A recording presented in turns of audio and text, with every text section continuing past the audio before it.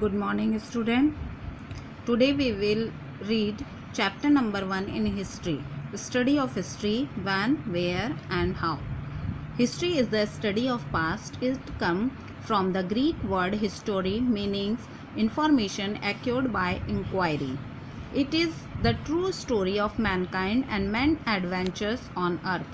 History हमारे past को study करने का एक माध्यम है और ये हिस्ट्री शब्द जो है एक ग्रीक वर्ड हिस्टोरिए से मिलकर से लिया गया है। इसका मीन्स होता है इंफॉर्मेशन को अर्जित करना। और हिस्ट्री में हमारे देश के जो पृथ्वी पर जो व्यक्ति हुए हैं उनकी सच्ची घटनाएं हैं, उनके जीवन की एडवेंचर्स की सच्ची घटनाएं उसमें लिखी गई हैं। Why study history? History help us understand people and society. History provide a wealth of information about how people and a society behave. History help us understand change and how it come about. It tell us how the society we live in come to be. The past cause the present and so the future. अब ये है कि हम history क्यों पढ़ते हैं। History हमें लोगों को और समाज को समझने में मदद करती है। हिस्ट्री हमें हमारे पूर्वजों के बारे में बताती है और हिस्ट्री हेल्प करती है कि कैसे हमारे जीवन में चेंज आया पुराने समय से लेकर अब तक। और हिस्ट्री ही हमें बताती है कि हम कैसे जीवित हैं इस समाज में और कैसे हमें रहना चाहिए। और हिस्ट्री पास्ट के और प्रेजेंट और फ्यूचर का What history tell us? History tell us about the hero and the coward, the sant and the wicked, the free and the slave, and through such delicates it developed a sense of judgment in us. History teaches the traditional and ideal that make our way of life. We learnt about the great empire of the past, how they rose the strength and glory and then decline. History also teaches moral understanding. History के शब्दकोश में से हमें पता चलता है कि hero, कायर और चालाक, स्वतंत्र, गुलाम ऐसे शब्दों के बारे में हमें हिस्ट्री से ही पता चलता है। और हिस्ट्री हमें बताती है हमारे पुराने परंपराओं के बारे में, जीने के तरीके के बारे में और उन महान एम्पायर्स के बारे में बताती हैं कि उन्होंने कैसे अपना राज्य आगे बढ़ाया और उसको विस्तार किया और कैसे उनका राज्य नष्ट हो गया। और हिस्ट्री हमें मॉरल अंडरस्टैंडिंग को भी समझाती है। Measuring the past. To study history, we must understand the measurement of time. The past is measured in years. The birth of Christ is taken as a reference point. The year before Christ was born are written as BC or before the birth of Christ. हम past को कैसे measure करेंगे यानी नापेंगे, तो इसके बारे में हम पढ़ेंगे। हिस्ट्री को हम टाइम के रूप में मेज़रमेंट करते हैं और इस टाइम में बर्थ ऑफ क्राइस्ट एक रेफरेंस पॉइंट है जिसके द्वारा हम हिस्ट्री के समय को नापते हैं और इसे हम BC लिखते हैं। BC का मीन्स है birth of Christ. Source of history. We depend on mainly two sources which given us information: archaeological source and literacy source. हम हिस्ट्री की इंफॉर्मेशन के लिए दो सोर्स पर ही निर्भर हैं, आर्कियोलॉजिकल सोर्स और literacy source. Evidence from archaeology. Archaeologist are people he advocate to find evidence of the past. The work of archaeologists is especially important in gathering information about prehistory because no written records are available. Archaeologists have also found fossil and bones of prehistoric animals like dinosaur. They found cities buried under the ground. Cities were well planned with houses, government building, public bath, granary and wide street. pots, jewelry, and statues that are found have uncovered India's glorious past. Our archaeological evidence include cave painting, coins, inscription, monument, and burial.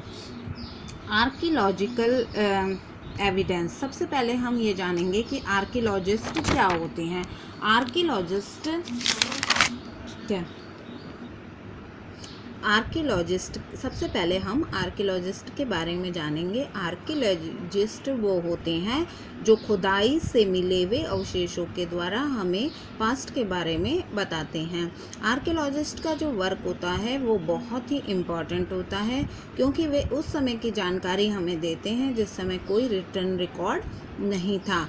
वो fossil और bones जो पुराने समय के जानवरों के ज़मीन के नीचे दब गए हैं या कहीं जंगलों से या गुफाओं से प्राप्त होते हैं, उनके द्वारा हमें उनकी जानकारी देते हैं। जैसे कि डायनासोर की हड्डियाँ मिली तो उनसे हमें पता चला कि डायनासोर जैसे कोई जानवर पुराने समय में हुआ करते थे।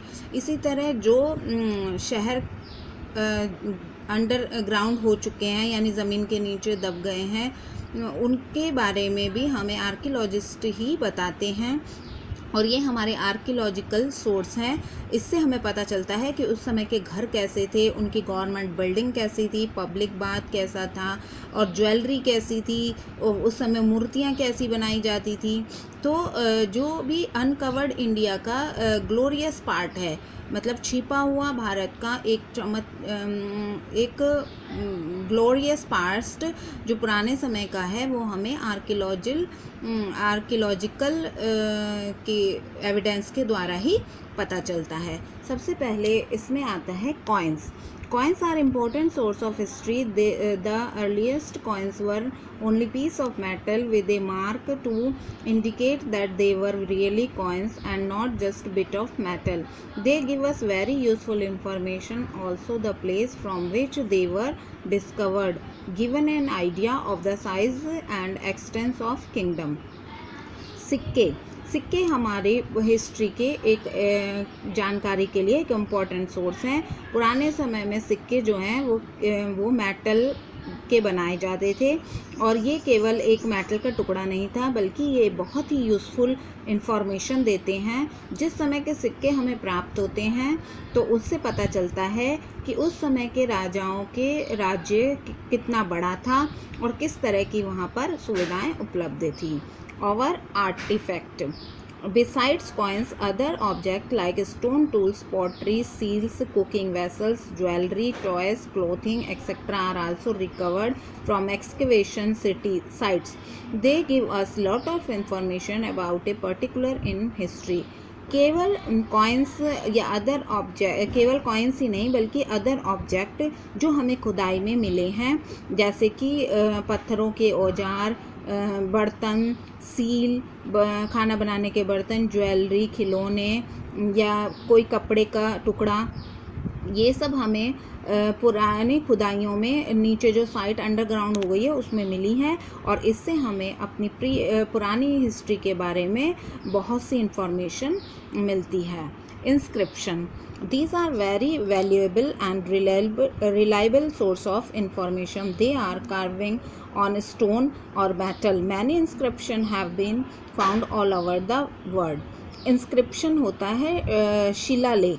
ये बहुत वैल्यूएबल इंफॉर्मेशन हमें देते हैं। पुराने समय में जो लेख थे वो पत्थरों या मेटल पे खुदवाए जाते थे और वर्ल्ड में बहुत सारे इंस्क्रिप्शन पाए गए हैं।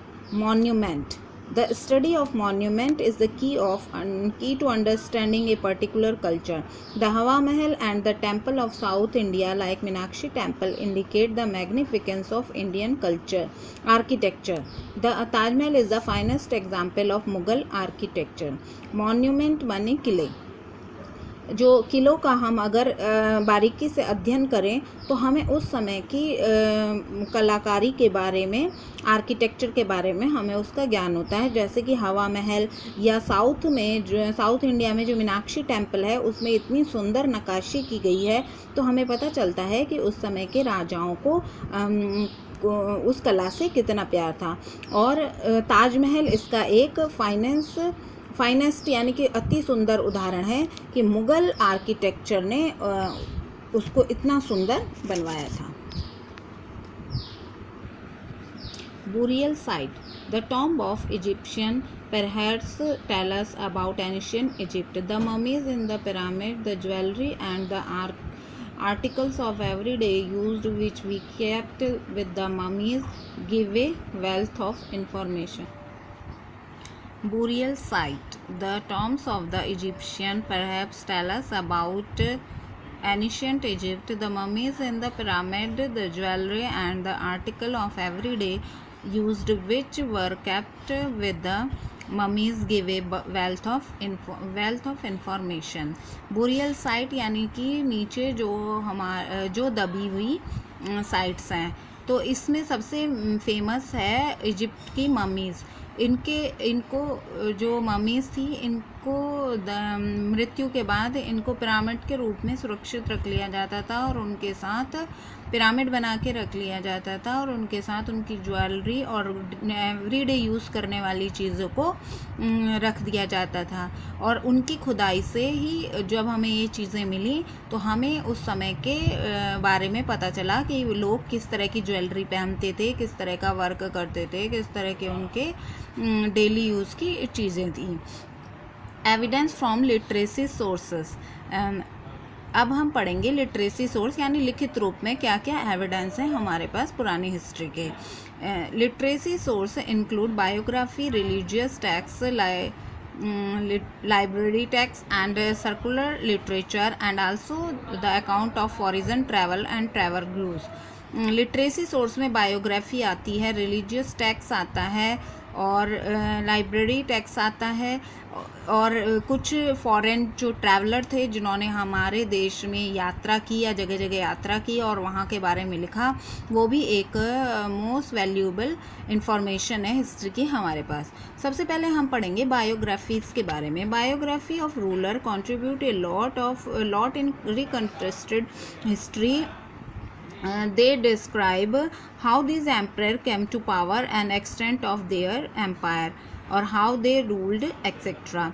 बायोग्राफीज होती थी किसी भी रूलर के बारे में, पूरा उसका जीवन का वृतांत लिखना। तो उसमें एम्परर के बारे में पूरा लिखा जाता था कि कैसे वो पावर में आया, कैसे उसने अपने राज्य का विस्तार किया। तो बहुत सारी बायोग्राफीज़ हमारे पास हैं हमारे इतिहास, जिसमें कि हमारे इतिहास का वर्णन है। Religious texts like the Vedas and Upanishad tell us about the Vedic age in India. These texts from the essence of Hindu and help define ancient India. Our religious texts include the Purans and the Bhagavad Gita, the holy book of the Hindus. Historians draw information on the economical, social and religious life of the people from the epics. Religion text मतलब कि जो धार्मिक हमारे पास बुकें हैं, जैसे कि वेद और उपनिषद हैं, वो हमें वैदिक एज के भारत के बारे में बताते हैं। इसी तरह हिंदुओं की बहुत सी ऐसी बुक्स हैं जिससे, जैसे कि पुराण, भगवत गीता, महाभारत, रामायण, इन बुकों को पढ़कर हमें उस समय के जीवन काल के बारे में पता चलता है कि उस समय लोगों की लाइफ कैसी थी, समाज कैसा था, इसके बारे में हमें पता चलता है। Secular literature being beside religious texts, writing not based on religion also highlight other aspects of life. Kalidas, the great Sanskrit poet, has written Shakuntal and Meghdut. केवल रिलीजियस टेक्स्ट नहीं, इसके अलावा भी कुछ ऐसी चीज़ें थी जो कि लोगों ने लिखी और उससे हमें पुराने समय के बारे में पता चलता है। जैसे कि एग्जाम्पल में बताया है, कालिदास, इन्होंने एक बुक लिखी थी शकुंतल और मेघदूत। तो इस बुक से हमें उस समय के बारे में पता चलता है। लास्ट है आपका traveller account. Many foreign traveller have also given good account of ancient India. For example, Megasthenes, a Greek ambassador in the Mauryan court, wrote Indica. पुराने समय में बहुत से दूसरे देशों के जो यात्री थे लोग, वो हमारे यहाँ आते थे और यहाँ की संस्कृति से प्रभावित होकर उन्होंने कई बुक्स लिखी हैं। जैसे कि एग्जाम्पल में है कि मेगास्थनीज, ये एक ग्रीक एम्बेसडर था और ये मयूरन कोर्ट में गए थे और इन्होंने अपनी बुक इंडिका में उसके मयूरन कोर्ट के बारे में, उस समय के राजा के बारे में, उस समय कैसी समाज था, कैसे धार्मिक क्रियाएं थी, उन सब के बारे में अपनी बुक इंडिका में लिखा है। जिस इंडिका बुक पढ़कर हमें उस समय के जीवन काल के बारे में पता चलता है। Okay student, this chapter is finished. Good bye.